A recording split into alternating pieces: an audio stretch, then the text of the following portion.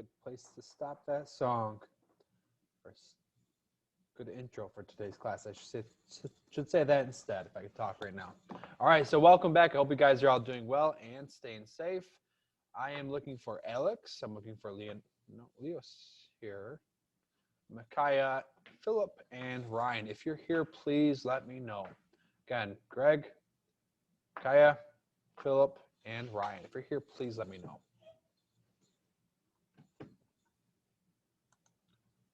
All right, so welcome back. Still more snow falling, but I think like tomorrow's gonna be like the 40s, so that's a good sign.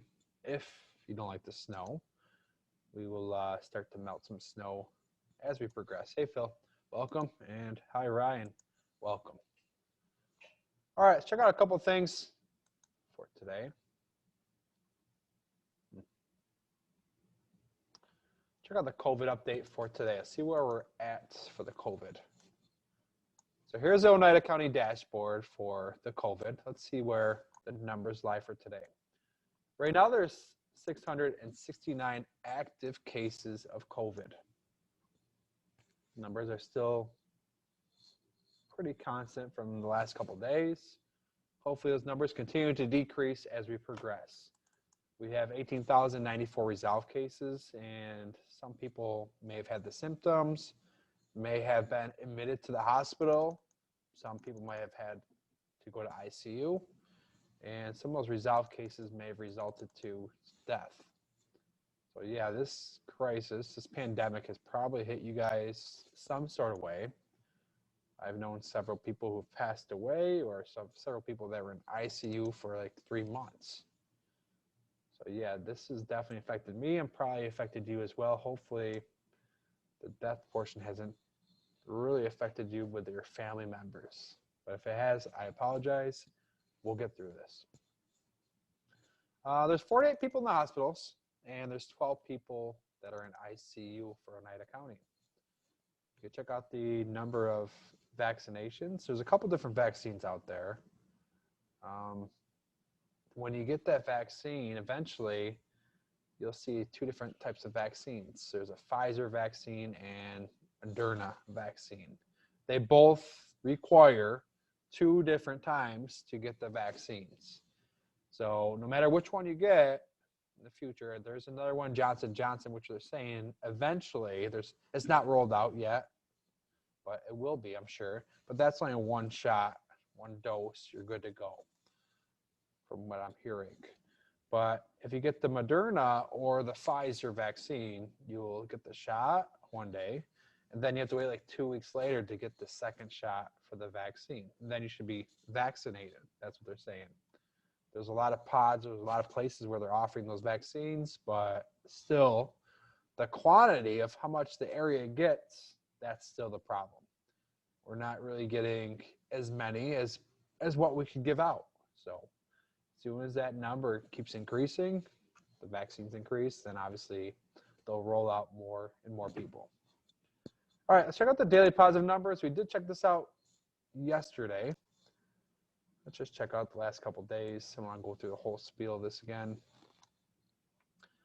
But the 21st, there's 43 cases. Still a relatively high number. The 20th, there was 42. The day before, 35. So we're still below 50. Let's hope that we continue to stay below 50. Last time we were above 50 cases with the 10th. So if we're less than 50, it's a good benchmark to continue with. Hopefully we still decrease as we progress. There's the window. Again, COVID's definitely out there. Be smart, be safe, protect yourself, protect your loved ones. It affects everybody differently. 50, 60-year-old people aren't really doing too well with it. If you're older than 50, 60, 80, 90 years old, it could really be a game changer for them. All right. Younger people usually do pretty well if they get COVID. I'm not trying to scare you guys. I'm just trying to educate you guys on the COVID. Be smart. Protect yourself. Protect your loved ones. Wear a mask out in public. Social distance. All that stuff. We talk about it. All right. Let's figure out what's going on for chem class for today. So welcome back. Here we go. Quote of the week comes from Bernie Brown. Sometimes the bravest and most important thing you can do is just show up. Keep showing up. We'll get through it. We'll learn some chemistry. We'll have some fun. You'll figure out some different technology. You'll become better with the technology as we progress throughout the year as well. A couple other things to note. There is a board meeting tonight. You'll find a lot of information from that board meeting on what's going to happen for elementary schools in the future for Utica. Maybe they'll talk about middle schools. Maybe they'll talk about the high school proctor on what's going to happen. So there is a board meeting tonight. You can find the link on the homepage. Feel free to watch it. You guys could go to the meetings once it opens up, but it's going to be like a Zoom meeting, so feel free to watch it if you want to as well. And once I find out information, I will relate it to you too. Here we go. Daily agenda for Tuesday, February 23rd, 2021. Today's a day 1. Today we're going to pick up in a new unit. It's unit number 7, which is Kinetics and Equilibrium. Within this unit, you can see that there's different topics that are behind me on this whiteboard. So topic number 1 is going to be on kinetics. What kinetics are is rates of reactions. So how quick a chemical reaction would take place or how slow a reaction can take place. Topic number 2 is going to be on potential energy diagrams. There's a couple of potential energy diagrams behind me. I have one right there. That's an exothermic reaction. There's another one right behind me too. But those are potential energy diagrams. It's a chart. You have a chemical reaction on that chart. You have obviously a reactant to a product. We'll figure that stuff out. We'll figure out what those values mean in respect to that curve. We have endo and exothermic reactions, which is topic number 3. We talked about those briefly in the beginning of the year. Exo, endo, heat's released, heat's absorbed. But we'll figure out what those mean in terms of a chemical reaction. After that, we have topic number 4, which is equilibrium and Le Chatelier's principle. Topic number 5 is going to be entropy and enthalpy. So 5 different topics to go through throughout the unit. With each topic, you'll see examples, probably, which we'll do in class, or a warm-up. And then you'll obviously see an exit pass for each topic throughout. So there's a couple visuals behind me you can see. I'll do a whole week of demonstrations next week. We'll analyze some exothermic and endothermic reactions. But back to class, topic 1 is going to be on rates of reactions. I'll start off with a crash course video on kinetics to get the ball rolling on what the topic is. We'll go through some guided notes. I will play a couple more videos on kinetics. And then hopefully we'll get through the examples and hopefully you'll have time to work on the exit pass today here in class. That's the goal for today. You can see the attachments below. Additionally, I'm recording each and every class. I started thinking about something and I figured I'd make a YouTube page with every class. I think I started recording my videos like September 25th. So I'll start a YouTube page for every class from day 1 all the way till the end of the year. And then instead of like going through your stream here, if you want to find a day when you missed, I'll just have it on YouTube page instead. But it's here as well. You can see the recorded class for everything in case you want to review something. Maybe a certain topic had you stuck. You could check out the video for that as well. All right, so here we go. Starting off with a crash course video on kinetics. Enjoy. Have you ever been to a demolition derby? Basically, bunch of people driving cars around a field doing their best to ram into each other while protecting themselves as much as possible. The goal, of course, is to damage the other car so badly that they can't be driven anymore. The driver of the last operational car wins. You know Crash Course Chemistry well enough to know that I probably wouldn't have mentioned this if it didn't have some relation to chemistry, so yeah, it does. Chemical reactions basically work just like this. Atoms and molecules move around their environment, occasionally ramming into each other. If they do it just right, a reaction happens between them, and if enough of them do it, the concentration of the reacting molecules will go down, while the concentration of the products goes up. Win. But it's not as simple as it sounds for demolition drivers or for chemicals. In both cases, a lot of the collisions that occur have very little effect on the end result. One molecule hitting another doesn't mean a reaction's gonna take place, in the same way that just randomly bumping into another guy's car doesn't mean that you're gonna ram him out of the derby. So what makes a collision effective? The hit has to be hard enough, and it has to be aligned just right. The branch of chemistry that studies how these collisions affect the rate of reactions is kinetics. And if you ask me, it's just as exciting and a heck of a lot more useful than demolition derbies. If only they sold funnel cakes in chemistry class.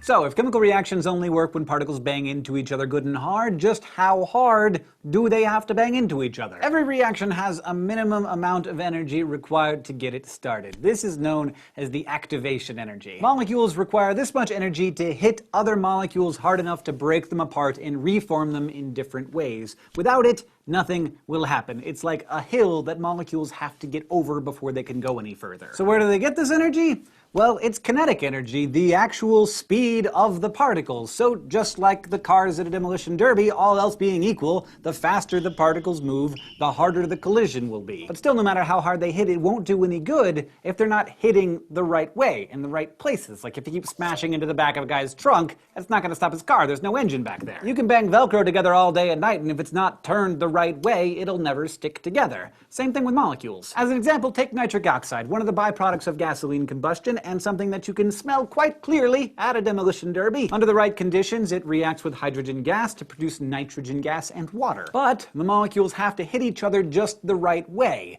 To make N2, two NOs have to collide in such a way that the nitrogens are together, and to get H2O, a molecule of H2 has to collide with the oxygen side of an NO molecule. Just like Velcro being turned the wrong way, you can smack the inside against the H2 all day and you'll never get any water from it. Now let's say that we're having a lot of solid, effective collisions between the molecules. The reaction should hum along with no further hindrances, right? Well, yes and no. Once the energy requirements are met, the reaction will proceed, but its speed, or reaction rate, will vary wildly from super fast to super slow. So the reaction rate, that's the rate at which the concentrations of the reactants decrease, and this has to be determined experimentally. It can't be calculated from the energy change or any other thermodynamic factor. One useful way to think about the rate is a quantity called the reactions rate law. It describes the relationship between the initial concentrations of the reactants and the rate at which they react. The rate law for a reaction is written like this.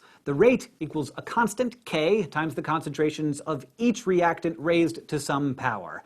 Notice that only the reactants are used for this, not the products. The rate law for our nitric oxide reaction then ends up as K times the nitric oxide concentration raised to some power times the hydrogen concentration also raised to some power. So you're probably wondering about all those raised to some power, like what power? And you should be wondering that. The exponents in rate laws are tricky, even for professional chemists and engineers, because like I said, they can only be determined experimentally. It's kind of intense, but we can handle it. Check it out. Suppose we did the reaction a few different ways and calculated the rate for each instance. Let's say that with the first reaction we got a rate of 0.0060 moles per liter per second. Then we repeat the reaction with the same amount of nitric oxide, but this time with twice as much hydrogen as before. And now we find that the rate of the reaction is 0.012 moles per liter per second. What does this tell us? Well, doubling the hydrogen doubled the rate, meaning that the rate and the H2 concentration change in exactly the same way. So in the rate law, this can be expressed by the concentration being raised to the power of 1. Finally, we do it one last time with the original amount of hydrogen, but twice as much NO.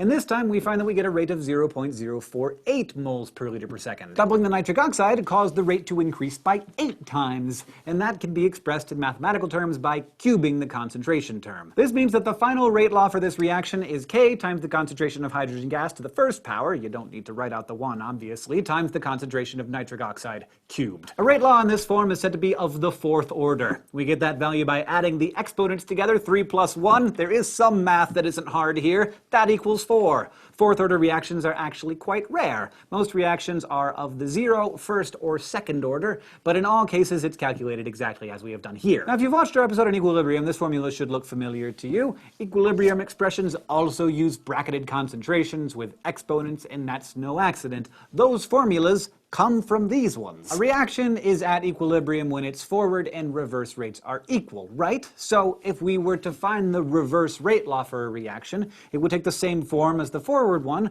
but using the initial concentrations for the products rather than the reactants. Think of like an imaginary reaction A plus B yields C plus D. The lowercase letters represent the coefficients of the reactants and products. The forward rate law is K times the initial concentration of A raised to some power times the initial concentration of B raised to some power, and the reverse is the same, but with C and D in place of A and B.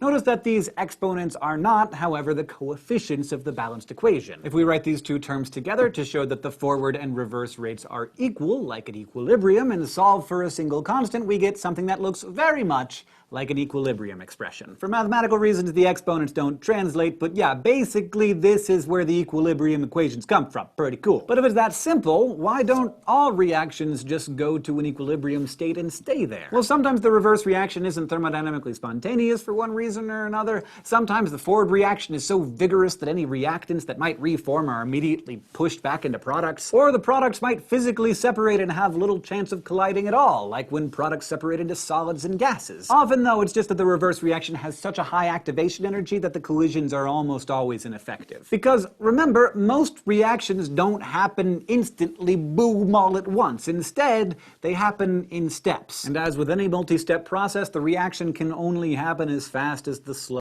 slowest step takes. And sometimes that step is very slow indeed. Since it's what controls how fast everything else can go, we call it the rate limiting or rate determining step. The slowest step is the one that has the highest activation energy. If the particles have trouble getting over that part of the energy hill, then they'll have trouble making it to the finish line no matter how fast the other steps are. So in the case of the nitric oxide reaction we've been discussing, there are actually 3 steps. First, the nitric oxide and the H2 form water and elemental nitrogen. Then, the nitrogen combines with another molecule of NO to form N2 and elemental oxygen. Finally, that atom of oxygen combines with another molecule of H2 to form water. Here, step 2 is the slow one, and no matter how fast you take the first step, the water product can never be produced until the nitrogen gas is. Problem is, we can't always afford to wait around for reactions to happen on their own. Sometimes they need to be forced along, and that's the job of catalysts. A catalyst is a chemical that lowers the activation energy of a reaction, thereby speeding it up without actually being changed by it. Catalysts take many different forms. They can be just another chemical added to the reaction vessel, a piece of metal that's in contact with the reacting chemicals, or even a gas that's added to the environment. One of the most common and important classes of catalysts are the enzymes in living things. Without them, many of the chemical processes that our bodies must do every day to keep us alive would slow essentially to a stop. We literally could not survive without them. So there you go. In demolition derbies and in chemistry, it all comes down to how hard you can hit well you can aim your punches. Chemistry. Surprisingly exciting, even without funnel cakes. Thanks for hanging out for this episode of Crash Course Chemistry. If you paid attention, you learned that chemical reactions depend on collisions between molecules and atoms, have to be oriented correctly when they collide, and that they have to collide with enough energy to... All right, so there's a little intro of what we're going to be talking about throughout the unit. So a lot of information there, a lot of topics we'll be going through. Throughout the topics, you saw some potential energy diagrams. You talked about effective collisions. Well, let's go through and figure out what kinetics is right now. So please open up your guided notes. Your guided notes above. We're going to start this today. Guided notes, Unit 7, Kinetics and Equilibrium. Please open that up.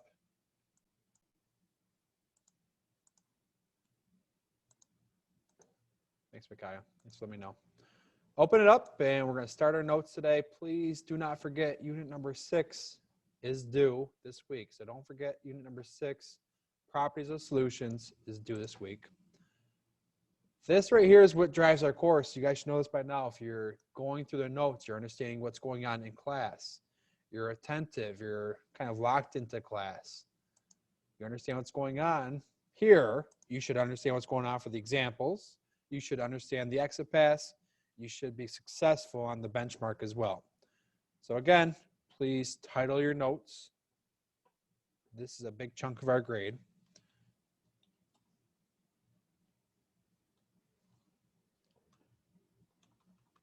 And these are your guided notes. So we'll be using this for the next couple weeks. This unit should be about 2-week duration. You do not have to make a copy. I'm making a copy so I don't mark up my original. So here we go. Throw your name on top. Again, I will highlight, I will bold, I will cap lock everything just so it pops out to you so you know what you have to fill in here.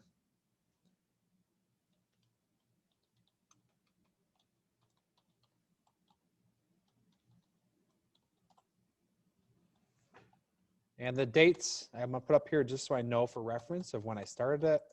It's just for my mental reference of where we are throughout the year and just so I could check from year to year if I'm on pace to complete in time. Our pace is pretty good. There's only, for quarter three, what do we have to cover for quarter three for the benchmark? I talked to the other chemistry teachers today. We have to cover properties of solution, done.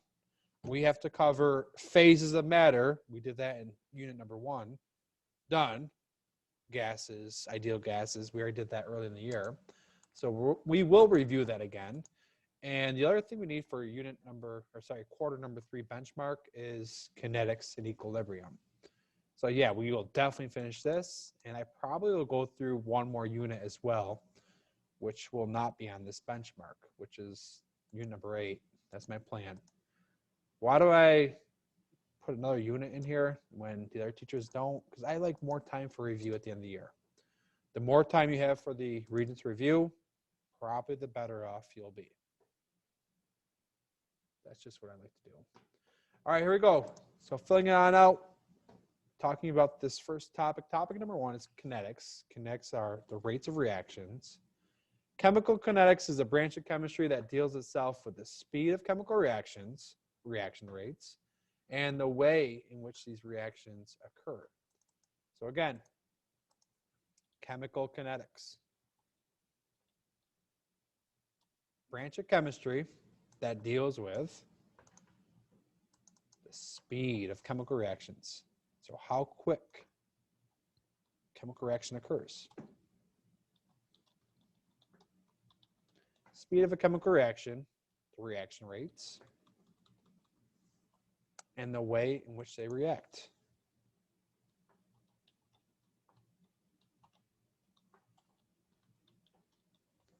So we talked about chemical reactions earlier in the year. We know what chemical reactions are. We said like A plus B yields AB. That's an addition reaction or synthesis reaction. We talked about a decomposition reaction. Something breaks down. A compound breaks down to 2 smaller things. So chemical reactions, synthesis, addition, decomposition, single replacement, substitution, double replacement. And we will probably go through this little portion again of chemical reactions within this unit, in case you forgot them. Chemical kinetics, a branch of chemistry that concerns itself with the speed of chemical reactions and the way in which they react. Reaction mechanism. Rates of reaction. So how quick a reaction occurs. The time of reaction. There's 4 factors that affect the rate of reaction. What's going to be something that speeds up or slows down a rate of reaction? How could you speed up or slow down a rate of reaction? By manipulating what? Anybody know? So how could you speed up a rate of reaction or slow down a rate of reaction? There's 4 different factors that affect the rate of reaction.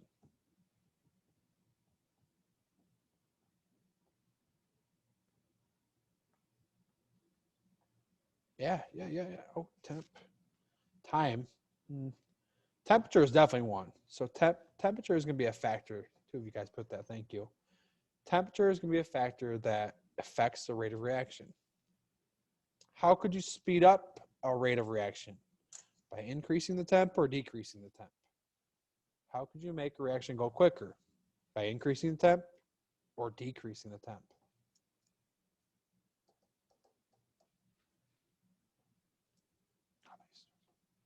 Yeah, increasing the temp. Think about you guys. It's cold outside right now. You're probably not going to go outside and go run around because it's cold. You'd rather be inside learning chemistry, all snuggy, all cozy with your snuggie on. But when it comes springtime, summertime, the sun comes out, you're probably going to go outside more, maybe for a walk, a run, bike ride, whatever. It's just nicer out. You guys would rather go outside when it's nice out rather than colder out. Temperature is something that affects the rate of reaction, definitely. Joseph said pressure. Yeah, pressure is right here too. Pressure is going to be a factor that affects the rate of reaction for gases. If you increase the pressure, if I take this piston here and I bring it down, if I increase that pressure, that is going to speed up the rate of reaction. So that little drawing I had behind me I talked about before, if I take that little piston, bring it on up versus putting it on down, there's less room for those particles. So there's going to be more collisions in there. The one with higher pressure is going to increase the rate of reaction. The one of them you probably won't know right now is surface area. If you increase surface area, it increases the rate of reaction. The last one's going to be concentration. So if I were to analyze maybe this little cylinder here for pressure, if I put more particles in there, it's going to make more effective collisions. There's going to be a quicker rate of reaction. If I take some out, maybe some particles out of there, they're not going to react as quickly. All right, so we'll talk about those too. Rates of reactions, chemical reactions. Chemical reactions occur because reacting particles collide with each other. Reacting particles collide with each other.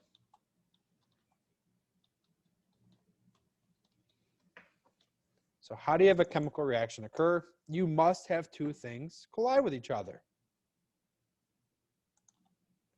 And these are called effective collisions. We'll definitely talk about what an effective collision is here. The crash course video, they talked about effective collisions in demolition derby. Good example.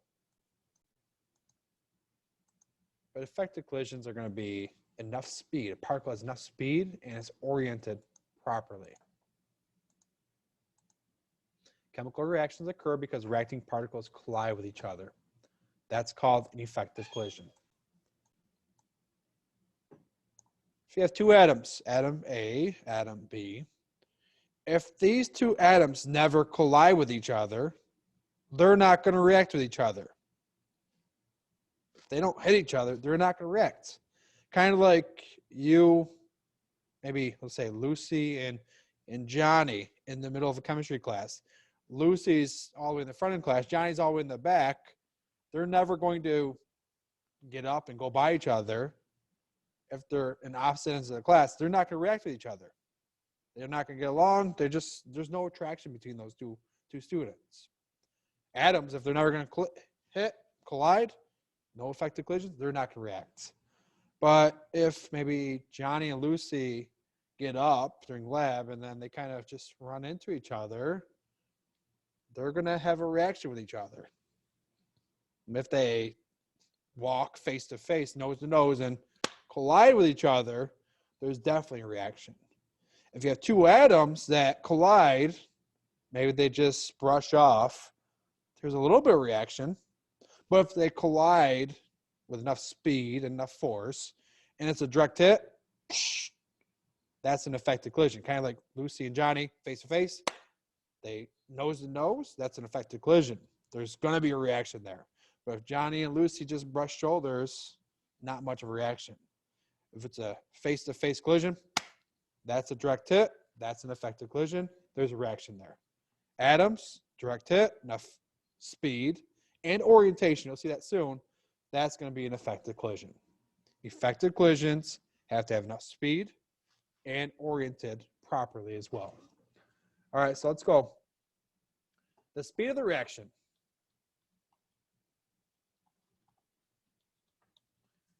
The speed of the reaction depends on the number of collisions. The more collisions you have, the more likely a chemical reaction will occur. The more collisions you have, the quicker the chemical reaction will occur as well. Depends on the number of collisions and the fraction of those collisions that are effective.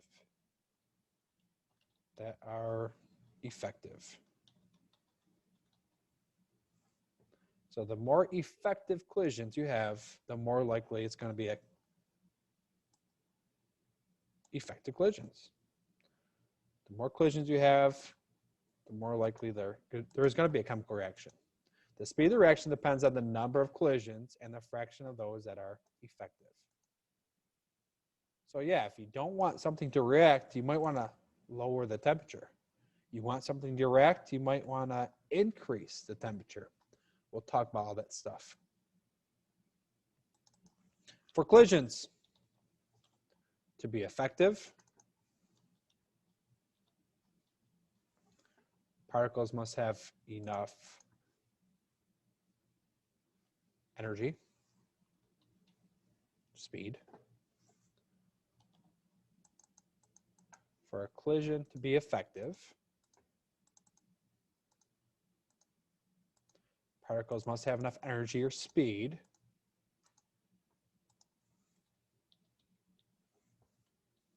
and they must be oriented properly. Must be a direct hit. That bowl right there for effective collision, something they love asking on the Regents. I'll always ask, hey, what's an effective collision? You'll tell me it has to have enough speed or energy, and it has to be oriented properly. Johnny and Lucy run each other. They're both walking toward each other, enough speed, enough energy. It's a direct hit, effective collision. Two atoms run into each other, direct hit, enough energy, effective collision. If it just brushes off, shoulder to shoulder, not effective. Walking through the halls of Proctor, a lot of these little collisions, but they're not effective, hopefully. Don't get into an effective collision at Proctor. Or there's no need to. Don't get into an effective collision in life. And they must be, get back to this, oriented properly. A direct hit.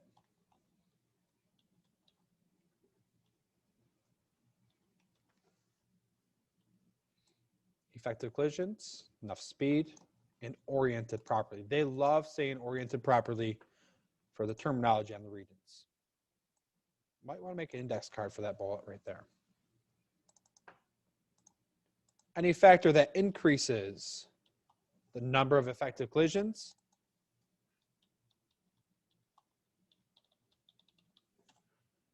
will serve to increase the rate of reaction.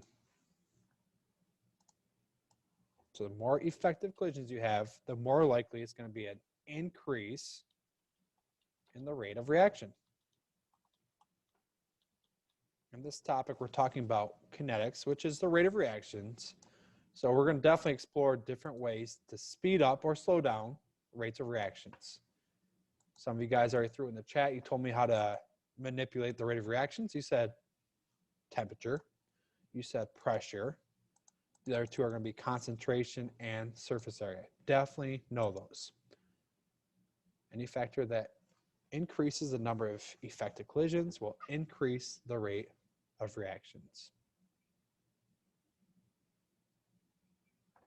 We'll take a break, watch a video. We'll get back to this in a second. Effective collisions.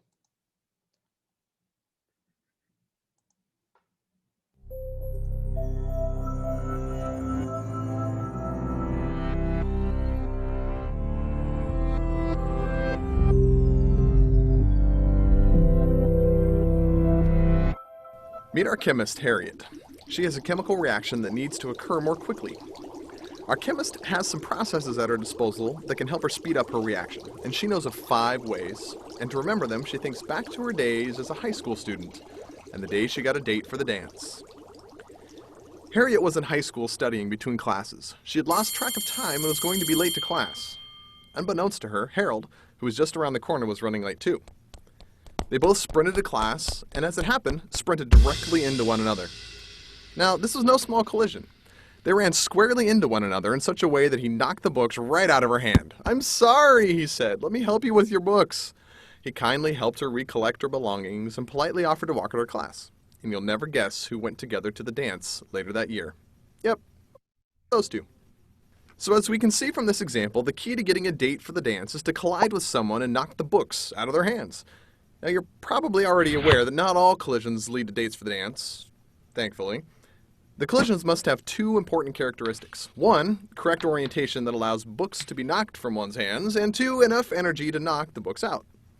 Shortly after this incident, Harriet decided to tell me, her chemistry teacher, all about it. I noticed some interesting parallels between her story and chemical reaction rates, which happened to be what she was studying in the hallway the day of the collision. Together, we decided to set out on 2 missions. Harriet wanted to help all chemistry students and chemists remember how to speed up the rate of chemical reactions, and I, being the nice guy that I am, decided to make it my mission to help create educational environments in which more book-dropping collisions can take place to increase future chemists' chances of getting a date for the dance. In order to facilitate this improved dance date-getting process, I propose 5 changes to all schools that parallel Harriet's 5 ways to increase chemical reaction rates. First, I propose that we shrink the size of the hallways. This will make it more difficult to safely navigate the hallways and will cause more collisions than in larger hallways. And by increasing the number of collisions, we increase the likelihood that some of those collisions will have the correct alignment and enough energy to create a date to the dance. Now, chemically speaking, this is equivalent to lowering the volume of a reaction vessel or a reaction mixture. In doing so, the individual particles are closer together and more collisions will occur. More collisions means a greater likelihood that collisions with the appropriate energy and configuration will happen. Second, I propose increasing the overall population of the school. More students equals more collisions. By increasing the number of particles available for collision, we create an environment where more collisions can take place. Third, we must reduce the time allowed between classes. Heck, let's just cut it in half. In doing so, students will need to move more quickly to get from one class to the next. This increase in velocity will help make sure collisions have the appropriate amount of energy necessary to ensure book dropping. This is analogous to increasing the temperature of the reaction mixture. Higher temperature means particles are moving faster. Faster moving particles means more energy and a greater likelihood of reaction causing collision. Fourth, students must stop traveling in packs. By traveling in packs, those students on the outside of the pack insulate those in the middle from undergoing any collisions. By splitting up, each student has more area exposed that is available for a collision from a passing student. When particles travel in packs, the surface area is very small, and only the outside particles can collide. However, by breaking up the clumps into individual particles, the total surface area is increased, and each particle has an exposed surface that can react. Fifth, and finally, we hire a matchmaker. Is this colliding and book dropping too violent? Is there an easier way to get a date that requires less initial energy? Then a matchmaker will help with this. The matchmaker makes it easier for a couple to get together by coordinating the match. Our matchmaker is like a catalyst. Chemical catalysts function by lowering the activation energy. In other words, by lowering the energy required to start a reaction. They do this by bringing 2 particles together and orienting them correctly in space so that the 2 can meet at the correct configuration and allow a reaction to take place. So, to sum up, if a future chemist wants a date for the dance, he must collide with another person and knock the books out of their hands. And if a chemist wants to make a chemical reaction occur, the particles must collide in the correct orientation with an appropriate amount of energy. And both of these processes can be accelerated using the 5 methods I've described.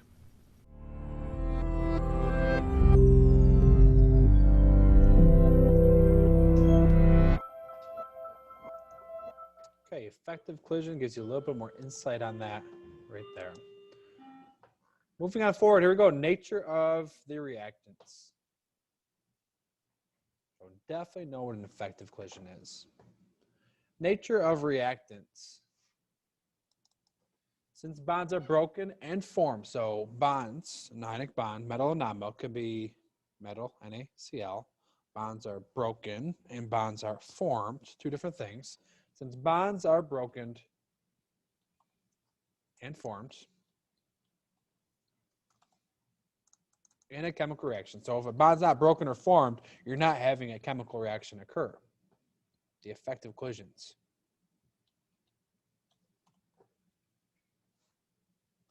The bond types of the reactant substances are important factors. So bond types, is it an ionic bond? Is it a covalent bond? Bond types, is it a hydrogen bond?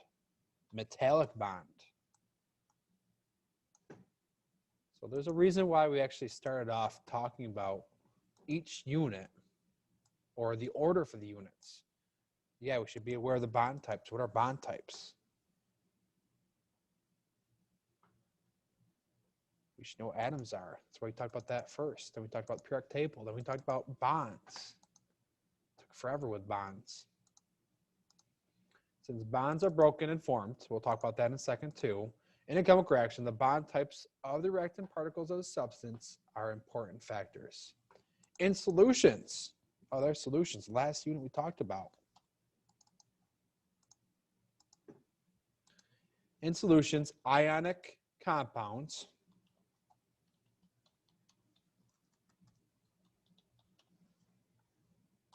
whoops, definitely wrong, tend to react quicker, more quickly.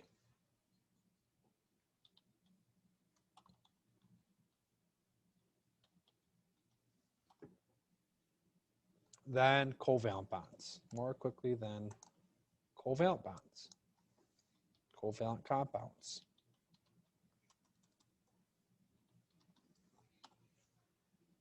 In a solution, ionic compounds tend to react more quickly than covalent compounds. The rates of reactions are going to be different for ionic bonds versus covalent bonds in solutions. For example, the reaction between Fe and O2, the rusting of iron, is going to be slower at room temperature, whereas the ionic compound AgNO3 NO3 and NaCl is going to be extremely fast. So you guys are in 10th grade, 11th grade, wherever it may be. Maybe you're going to need a car soon.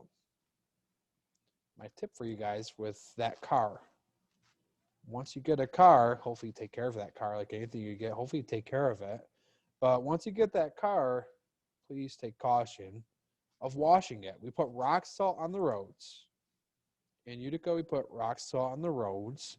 Once that rock salt hits your car, it's going to start to rust. So how can we speed up the rate of reaction of rusting? How can we slow it down? Obviously, if you wash off the rock salt, then it's going to slow down the rate of reaction. Dilute the rock salt, get it off your car. You won't have the rusting going on as quickly. The major thing about this, so if you don't wash your car every day in the winter, not a big deal, because when it's colder out, you're not going to have reaction rates happening that quick. But when it becomes really hot out, the sun's outside, you have that rock salt sitting on your car. If it gets like a 40-degree day, 50-degree day, then that rusting process is going to take place at a quicker rate. It's not going to be instantaneously, but once it works its way into your car, it's going to start to rust quicker. So when it turns from winter to spring, you really want to make sure you wash your car quite a bit to get that salt off the roads, or salt off your car and off the roads. And hopefully it gets off the roads too. Wash your car. Once you have a car, take care of it from winter to spring, that transition season right there. All right, 4 factors that affect the rate of reaction. We talked about them. You guys gave me a couple of them. The first factor that affects the rate of reaction is going to be concentration. We talked about concentration in the last unit, molarity. Concentration, or you also think of molarity, molar solution. You could solve for concentration. We did that last unit. And when I think of concentration, I think of maybe a beaker with particles in there. Or maybe you think about your lemonade or Kool-Aid. Does your Kool-Aid have a lot of flavor? Is it Kool-Aid diluted? So concentrated means you can really taste it, or there's a lot of solute in there. It's saturated or supersaturated. If it's diluted, there's not much solute in there. So concentrated, as a concentration of a reactants, as a concentration of the reactants increases,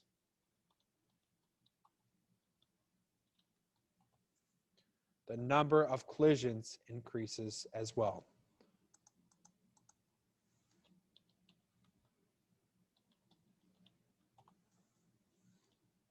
The The number of collisions increases and the rate of reaction will increase.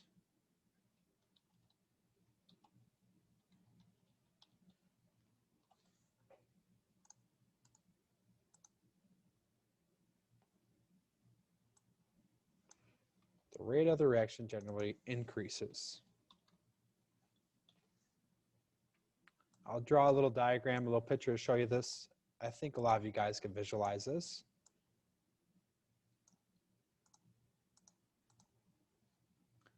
But I'll give you some time to copy your notes down. We'll draw a picture. Again, as the concentration of the reactants increases, the number of the collisions and the rate of the reaction will increase. The more particles you have, the more likely there's going to be an effective collision. Let's draw it. You don't have to draw. I'm going to draw something really quick. I'm going to draw a beaker. So a little beaker. And inside that beaker, I'm going to have some water. Throw some water in there. Shh. There's 100 milliliters of water. All right, so if I take my beaker of water, and I'm sticking with my table salt. If I take some table salt, and I only put like maybe 5 crystals of table salt in there. There's Na, whoops, make that bigger. There's a Na, Na, Na, Na, Na. If I take Na and Cl, there's a Cl, Cl, Cl, Cl, Cl. So if I take 5 crystals of NaCl, if I put into my beaker, those things will probably dissolve. If I mix it on up, they're probably going to dissolve. So I have 5 crystals there, not very concentrated. Mix it on up, they're going to dissolve. What's going to happen, those things are going to eventually collide with each other or react with the water. So these things are going to collide maybe with this thing, might break it up. It will react with the water to dissolve. But that reaction rate, it happens. It's going to react. It's going to dissolve. If I take more particles, maybe I take 5 more or maybe 10 more particles and add it to the beaker. So let's add some more. 1, 2, 3, 4, 5, 6, 7, 8, 9, 10. So there's 10 more NAs, and I obviously need Cl there too. 1, 2, 3, 4, 5, 6, 7, 8, 9, 10. So in this situation, there's more NaCl. I didn't change the amount of water, but I have more of a concentration of NaCl in there. There's more particles. More solute is in there. So what's going to happen now, it's going to be mixed again. If I mix it on up, what's going to happen? These particles are going to start to dissolve or react at a quicker rate. So these particles, there's more particles in there. So as the concentration increases, as you have more particles, these reactions will occur at a quicker rate. So these things are going to dissolve quicker, has a quicker reaction rate. More particles you have, the quicker the reaction will happen. Why? You have more effective collisions. If I have 15 particles of NaCl in there, there's more likely a chance of an effective collision. If you only have 5, it's going to take some time for those effective collisions to occur. So again, concentration, as the concentration of the reactants increases, the number of effective collisions, the collisions increases, and the rate of the reaction will increase as well. For example, in a laboratory production of hydrogen gas, ZN solid reacts more rapidly with 1 mole of HCl compared to 0.5. So if I have zinc reacting with HCl, if I have a 1 molar solution of HCl, 1 molar, so that number out front tells you concentration. 1M, 1 molar, 1 molarity, HCl. So if I have a 1 molar solution of HCl versus a 0.5 molar solution of HCl, 1 is more concentrated. The greater the number is out in front of that M, molarity, molar solution, the more concentrated it's going to be. Versus maybe a 0.5 molar solution of HCl. How do we know it's a solution? Aqueous. It's mixed with water.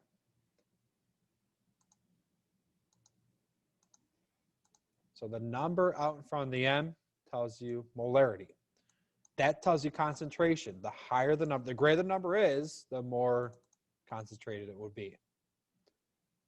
So yeah, it could be 12 molar. It could be 0.25 molar. The greater the number is, the more concentrated it would be. The more particles would be in that beaker or that bottle, whatever it may be.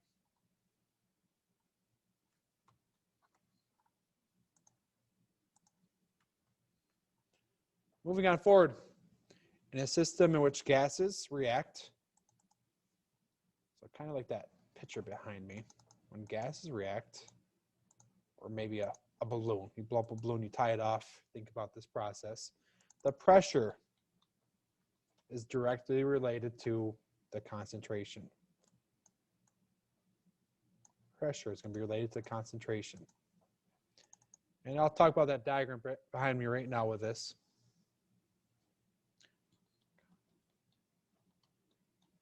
Concentration of the gases.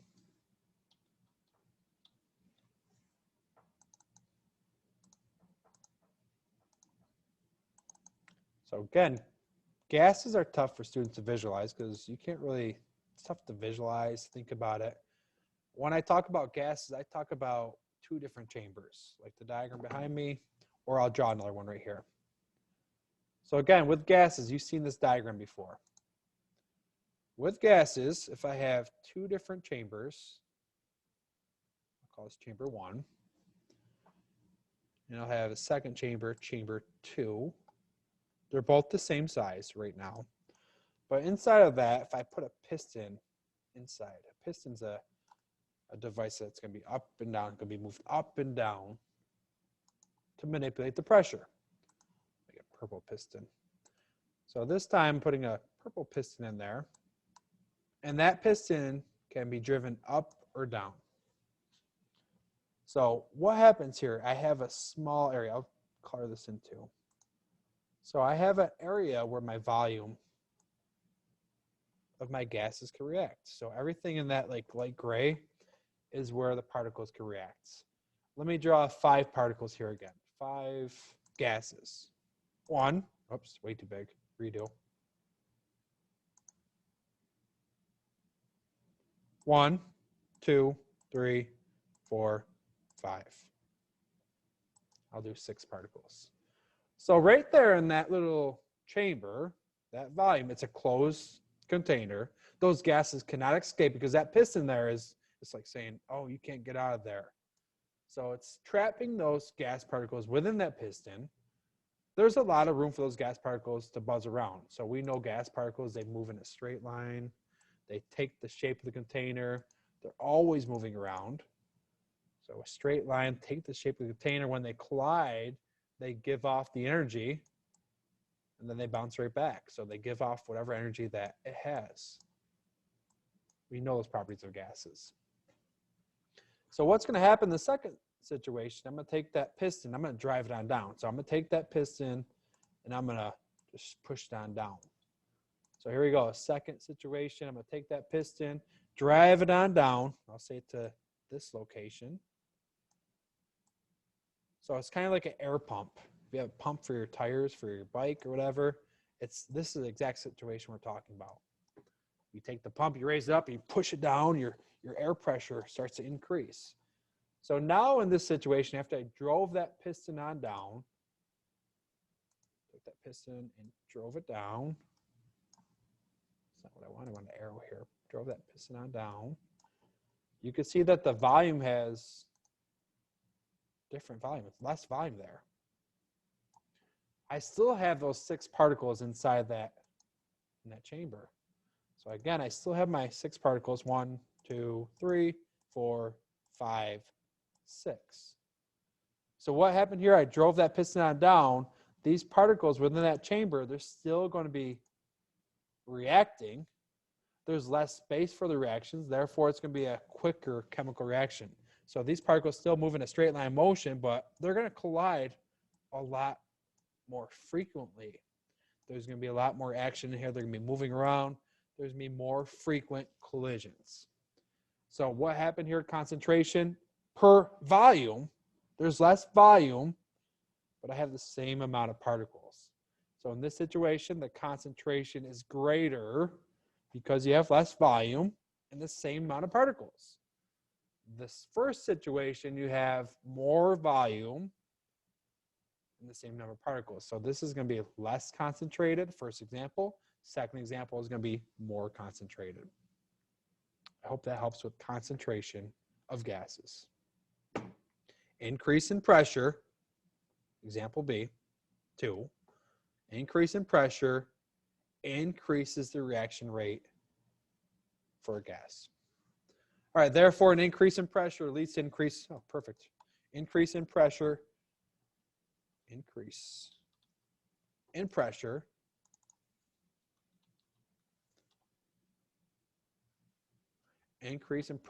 I think I cut something out, leads to an increase in reaction.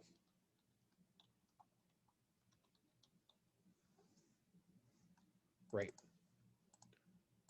Take your bike pump, if you have a bike pump, try it out. Increase the pressure, press it on down. If you increase that pressure, it's going to make a quicker reaction rate. Concentration. Increase in concentration increases the rate of reaction. That's what you have to know. Increase in concentration increases the reaction rate. First one done.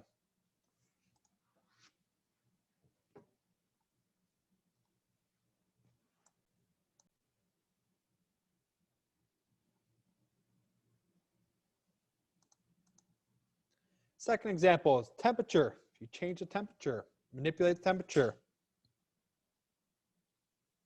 You guys already told me this one. Manipulate the temperature is going to affect the rate of reaction. Things will react at a quicker rate, slower rate, depending on what temperature it's going to be in. To speed up a rate of reaction, if you increase the temperature, an increase in temperature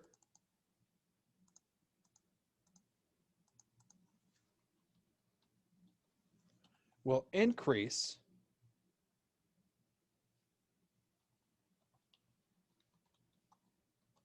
the average kinetic energy. We'll talk about that in a second.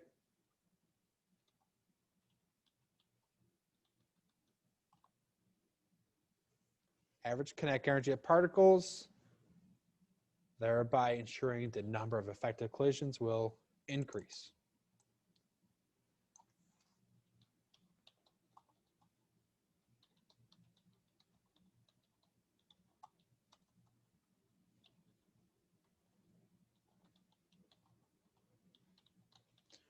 So unit 2, we talked about temperature. Temperature is the average kinetic energy of particles. Kinetic energy is energy in motion.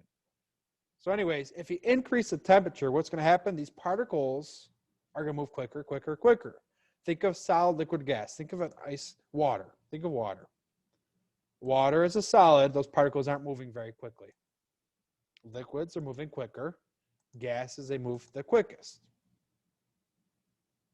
Think about that process again.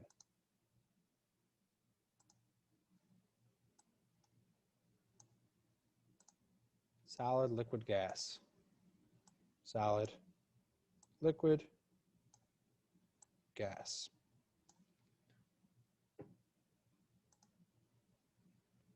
Solid particles, you have those particles that are really tightly packed together. Looks like a crystalline structure. Solid particles, they're really tightly packed together. Those particles aren't moving very much at all. They may vibrate. They might collide just back and forth, a little shift back and forth, but they're pretty close to the same spot. Solids. Liquids. They're on the base. They obviously float to the bottom because gravity holds them on down. There's a little separation between these particles, but there's not much. Gas particles, these particles, as you heat them on up, they're all over the board. So solid particles, they vibrate. Liquids, they're moving. They're colliding a little bit more free flowing. And gases are all over the board. As you increase the temperature, think about that process. As you increase the temperature from solid, liquid, gas, take an ice cube out from ice cube of water, solid, melts, then as gas, those particles move quicker, quicker, quicker. The kinetic energy in the situation, Ke, is going to increase. Kinetic energy increases. The rate at which they move increases. So again, increase in temp increases the average kinetic energy. The number of affected collisions is going to increase. This example here, gases move the quickest. There's probably the most affected collisions there. Solids, they don't have enough energy. They might be effective, but they're not moving quick enough. Liquids, a little bit more than solids, but not as much as gases. All right, moving on forward, here we go. Talking about temperature, therefore an increase in the rate of reaction.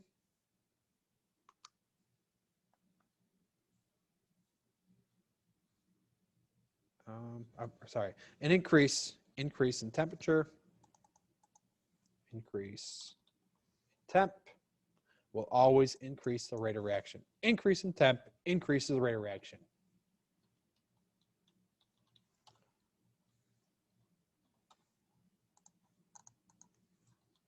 Direct relationship for temp. Increase in temp increases the rate of reaction.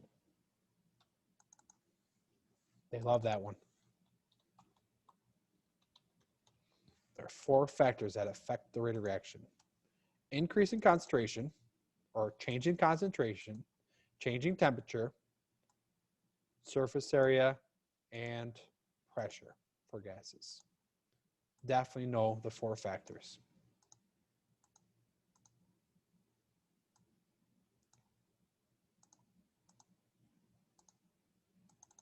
If I go too quick, please let me know. Try and draw pictures, trying to highlight to give you guys a little bit more time. All right, there's temperature. Next one is going to be pressure. That drawing I did before with the piston is a similar example for pressure. Think about that one.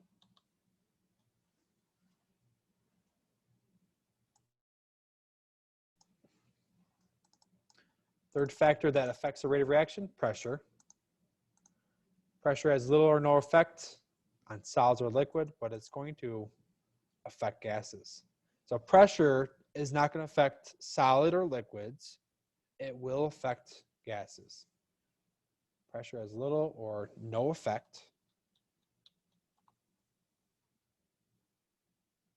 on the rate of reaction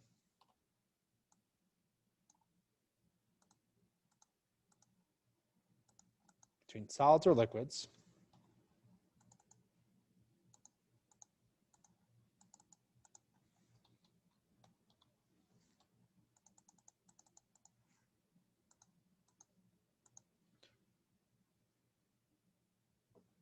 It has a pronounced effect on gases. So it does affect gases. Pressure affects gases. Increase in pressure.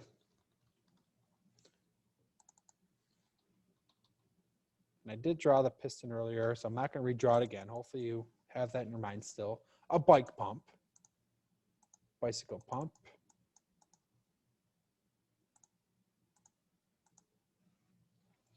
Increase in pressure has the effect of increasing concentration. So when I took that bike pump or piston, I drove it on down, there was less space for particles to glide. So concentration seemed like it was getting greater.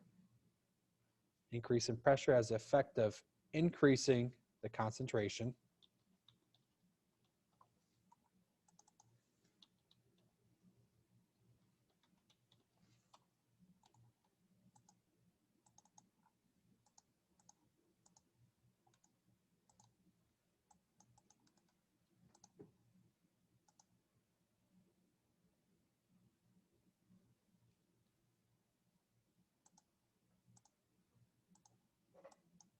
Increase in concentration of gaseous particles.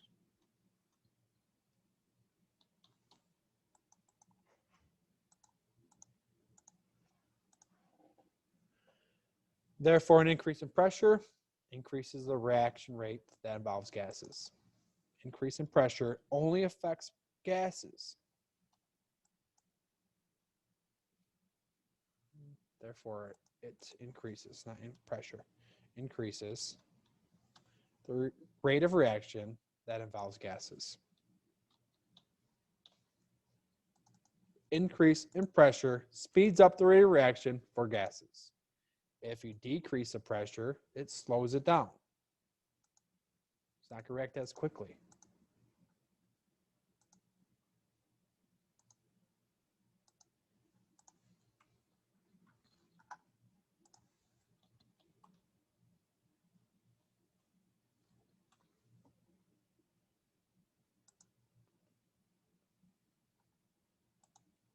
It's a nice bike pump. That bike pump works. You lift it up, air goes into it. You press it down. Once this valve is connected to your bike tire, whatever tire it may be, or a ball, as you press it on down, what happens in there, we talked about this earlier in the year, I believe, that little piston drives on down. It's like this. What happens, the gases are going to escape and go through that little valve.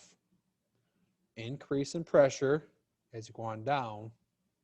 So if this thing were tied off, or there's no more room for gases to escape, those particles would collide even quicker. Raise it on up, there's less room in there. There's more room. Raise it on up, there's more room in there, so particles wouldn't be as effective. The collisions wouldn't be as frequent. All right, the last one here, let's go through it. It's going to be surface area. You're probably not going to be able to do the exit pass today, but we'll try. We'll see where it leads us. Last factor that affects the rate of reaction is going to be surface area. This one's easy to think about once you understand what surface area is. So surface area, the last factor that affects the rate of reaction. Temperature, pressure for gases, concentration, surface area. 4 factors that affect the rate of reaction. Surface area. As the surface area of reacting particles increases,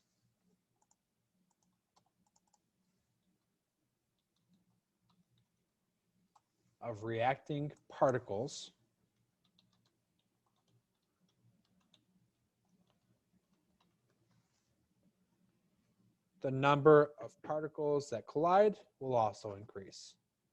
So as you have a greater surface area,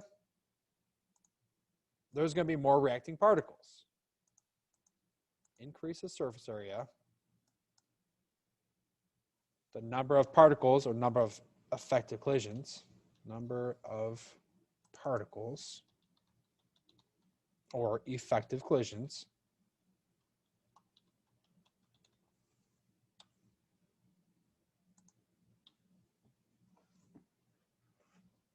that collide will also increase.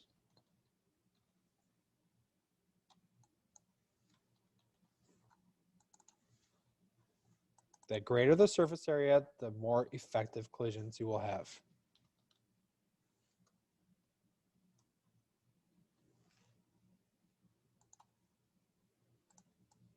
The surface area of reacting particles increases. Of particles, or effective collisions, that collide will also increase. So particles that collide will also increase. The more effective collisions you have, the more likely it's going to be a quicker rate of reaction. So this might not be a bad thing to review again tonight. Check out your notes again. Yes, I will definitely post the slides up here as well. So I will post up the Google Slides for the unit. I try to do that. I'll probably put it within the topic of unit number 7.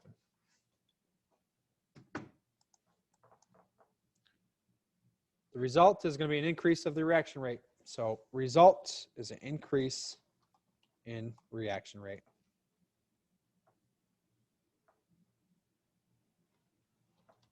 Rate of reaction. You have a greater surface area, it increases the reaction rate. For example, zinc powder. A powder zinc particle reacts quicker with HCl than a large chunk of zinc. What does that mean, surface area? So if I'm talking about surface area again, zinc will go to, if I have a chunk of zinc, maybe it's just a big chunk of zinc just hanging out. If that chunk weighs 1 gram, it's a big chunk, versus maybe 1 gram of powder zinc. So I have 1 gram of powder zinc. If I were to dump some HCl, or if I were to take this 1 gram of powder zinc and the 1 gram of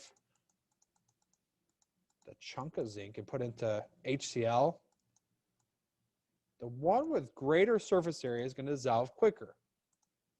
So if I took the math of this, maybe I had just a circle here, find the surface area of that 1 gram of circular zinc versus 1 gram of powder zinc, the one that has more surface area would be this guy because there's more exposed area there. So there's all this little area you have to calculate that would be able to react. So if you break this on up from the big chunk to powder, this guy over here to the right is going to have more surface area. Therefore, that powder is going to always have a quicker reaction. That's going to dissolve quicker than the 1 gram. If you're making Kool-Aid again, or you have coffee, let's say you have coffee this time. You have coffee, you have a sugar cube, a cube of sugar. Who use those nowadays? But there's cubes of sugar that might look like this versus just granulated sugar. I think you guys know which one's going to dissolve quicker. The one that's going to dissolve or react quicker with the coffee is going to be the powder. If you have sugar cube, it's going to take a lot of stirring to really dissolve that sugar cube. The smaller particles dissolve quicker. There's more surface area. Now you know. So the greater surface area, the greater the chemical reaction would be. 4 factors that affect the rate of reaction. You should be able to fill that out by now. It's going to be concentration.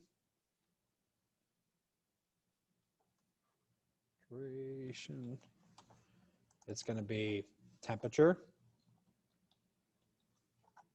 Another factor that affects the rate of reaction is going to be pressure for gases. And the last one's going to be surface area. 4 factors that affect the rate of reaction. Definitely know them. Definitely know what happens when you increase or decrease any one of these. Does it speed up or does it slow down the rate of reaction? And that's going to be it for the notes for today's class. So once you have that, I am not going to go into the examples today. I'll start off tomorrow's class with the examples for you guys. And then once we're done with that, I'll go through topic 2 a little bit, and I'll give some time to work on the exit pass on this too. So last thing for today's class, once you're done with the notes, I'm going to play a video on some cookies. The chemistry of baking cookies. Quick video.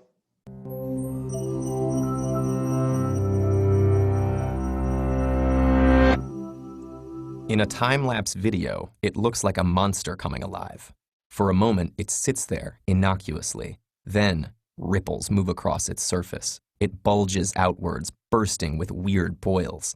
It triples in volume. Its color darkens ominously, and its surface hardens into an alien topography of peaks and craters. Then the kitchen timer dings. Your cookie is ready. What happened inside that oven? Don't let the apron deceive you. Bakers are mad scientists. When you slide the pan into the oven, you're setting off a series of chemical reactions that transform one substance, dough, into another, cookies. When the dough reaches 92 degrees Fahrenheit, the butter inside melts, causing the dough to start spreading out. Butter is an emulsion, or mixture of 2 substances that don't want to stay together, in this case, water and fat, along with some dairy solids that help hold them together. As the butter melts, its trapped water is released, and as the cookie gets hotter, the water expands into steam. It pushes against the dough from the inside, trying to escape through the cookie walls, like Ridley Scott's chest-bursting alien. Your eggs may have been home to squirming salmonella bacteria, An estimated 142,000 Americans are infected this way each year. Though salmonella can live for weeks outside a living body and even survive freezing, 136 degrees is too hot for them. When your dough reaches that temperature, they die off. You'll live to test your fate with the bite of raw dough you sneak from your next batch. At 144 degrees, changes begin in the proteins, which come mostly from the eggs in your dough. Eggs are composed of dozens of different kinds of proteins, each sensitive to a different temperature. In an egg fresh from the hen, these proteins look like coiled up balls of string. When they're exposed to heat energy, the protein strings unfold and get tangled up with their neighbors. This linked structure makes the runny egg nearly solid, giving substance to squishy dough. Water boils away at 212 degrees, so like mud baking in the sun, your cookie gets dried out and it stiffens. Cracks spread across its surface. The steam that was bubbling inside evaporates, leaving behind airy pockets that make the cookie light and flaky. Helping this along is your leavening agent, sodium bicarbonate, or baking soda. The sodium bicarbonate reacts with acids in the dough to create carbon dioxide gas, which makes airy pockets in your cookie. Now it's nearly ready for a refreshing dunk in a cool glass of milk. One of science's tastiest reactions occurs at 310 degrees. This is the temperature for Maillard reactions. Maillard reactions result when proteins and sugars break down and rearrange themselves, forming ring-like structures, which reflect light in a way that gives foods like Thanksgiving turkey and hamburgers their distinctive, rich brown color. As this reaction occurs, it produces a range of flavor and aroma compounds, which also react with each other, forming even more complex tastes and smells. Caramelization is the last reaction to take place inside your cookie. Caramelization is what happens when sugar molecules break down under high heat, forming the sweet, nutty, and slightly bitter flavor compounds that define, well, caramel. And in fact, if your recipe calls for a 350-degree oven, it'll never happen, since caramelization starts at 356 degrees. If your ideal cookie is barely browned, like a Northeasterner on a beach vacation, you could have set your oven to 310 degrees. If you like your cookies to have a nice tan, crank up the heat. Caramelization continues up to 390 degrees. And here's another trick. You don't need that kitchen timer. Your nose is a sensitive scientific instrument. When you smell the nutty, toasty aromas of the Maillard reaction and caramelization, your cookies are ready. Grab your glass of milk, put your feet up, and reflect that science can be pretty sweet.